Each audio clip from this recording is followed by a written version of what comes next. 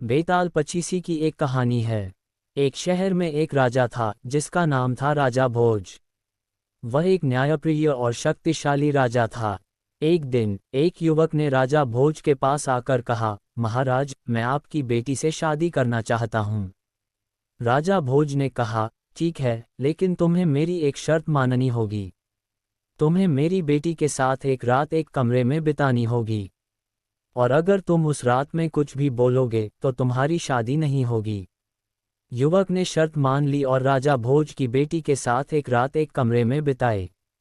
उस रात एक मकड़ी ने युवक के चेहरे पर एक जाला बनाया और युवक ने उसे हटाने के लिए हाथ उठाया, लेकिन उसने कुछ नहीं कहा।